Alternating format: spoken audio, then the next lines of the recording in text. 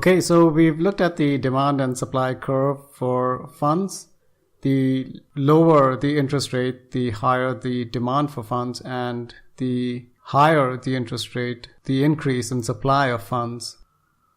We've also discussed the flow of funds statement prepared by the Federal Reserve, and we've said that sources and uses of funds come from the four sectors, which are households, firms, the government, and the rest of the world. So let's now look at the flow of funds from each sector. We study the behavior of each sector and how forces that cause the behavior to change causes shifts in the demand or supply curve, and a shift in the demand or supply curve impacts the equilibrium interest rate or exchange rate. So once we start making these connections, we can understand more clearly how changes in consumer sentiment, changes in investments, in business sentiments affect borrowing and lending, and in turn interest rates. Now remember, to simplify, we assume a single market for borrowing and lending, which we called the funds market, and a single interest rate, the price paid or received for borrowing and lending. Let's understand in more depth the flow of funds from households. Now, even though the flow of funds from households does not affect foreign exchange directly, it does impact interest rates. The main reasons households borrow is to finance investments in housing, consumer durables, education, and so on. Household savings result in lending. The savings leak into the capital markets in the way of deposits, bonds, stocks, and other financial investments.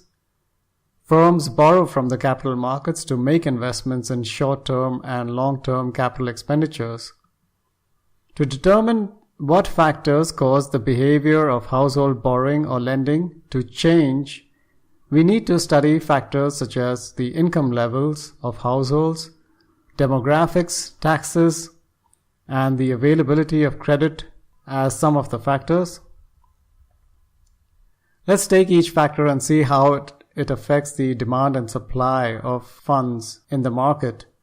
The higher the income levels or the consumer confidence levels in the economy, the higher will be their spending and therefore borrowing, and lower their savings and investments.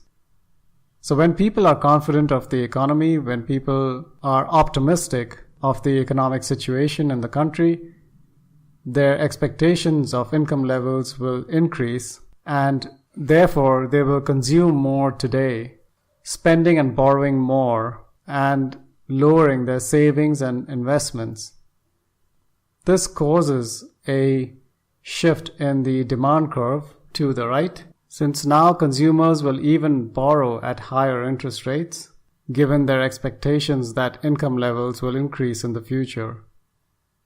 Demographics also play a part in the change in behavior of borrowing and lending.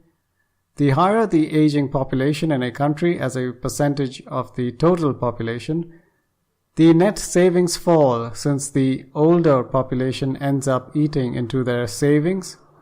A younger population would save a part of the income as investments. Now, taxes can also have a powerful effect on borrowing or lending for households.